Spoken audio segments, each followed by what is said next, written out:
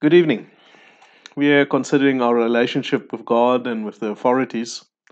And if I receive the grace to view the government, the authorities set over me as institutions that is established by God, it means that I will, as a believer, act in a certain way towards them.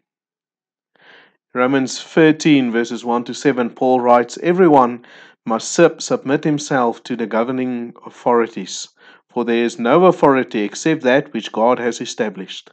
The authorities that exist have been established by God. Consequently, he who rebels against the authority is rebelling against what God has instituted, and those who do so bring judgment on themselves. For rulers hold no terror for those who do right, but for those who do wrong. Do you want to be free from fear of the one in authority? Then do what is right, and he will commend you, for he is God's servant to do you good. But if you do wrong, be afraid, for he does not bear the sword for nothing. He is God's servant, an agent of wrath to bring punishment on the wrongdoer. Therefore, it is necessary to submit to the authorities, not only because of possible punishment, but also because of conscience. This is also why you pay taxes, for the authorities are God's servants who give their full time to governing. Give everyone what you owe him. If you owe taxes, pay taxes. If revenue, then revenue. If respect, then respect. If honor, then honor." If we look at the commands we find in this text, we see submit, do not rebel, do what is right, don't do what is wrong, and then again submit. The command in this passage is, in a sense, clear and very simple. We as Christians must submit to the authorities. To submit is a compound word that Paul has used in various other relationships like marriage and family and the workplace. You can also look at Ephesians 5 and 6 for more examples of how he explains submitting in relationships. It's a compound word that means that you voluntarily bow in under something or someone to keep it in its right place. In the case of the government, it means that I, as a believer, of free will or willingly bow under and submit to the government or other authorities set over me, so that they can bring order to society, so that there can be order in society. This is a calling not to become part of the problem of disorder in our society. I need to make it easy for the authority set over me to do what they are called to do. I do this by doing what is good and not doing by what is bad.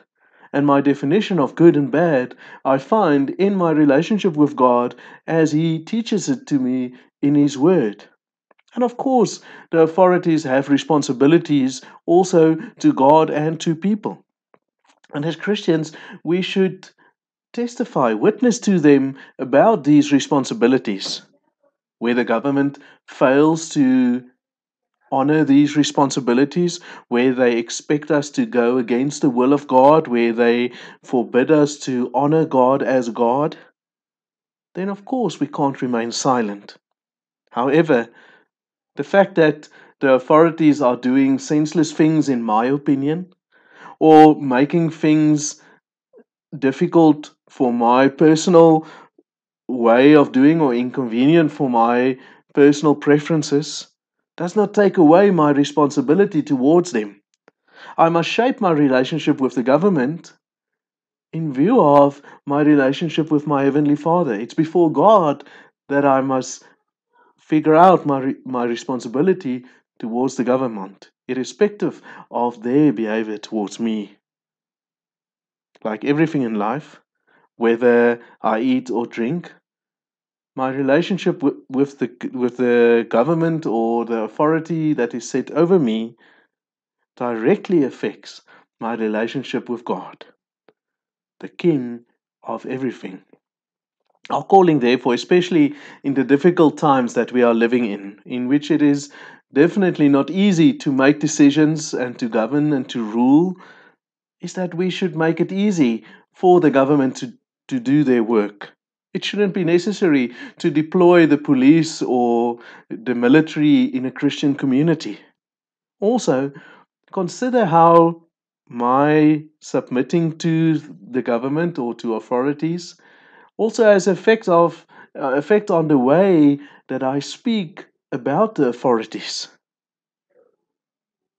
because keeping everything in place in our current situation requires enormous wisdom that can only come from the King of Kings in the first and in the last place. We certainly need to pray for our authorities. And that is what we'll be looking at tomorrow evening.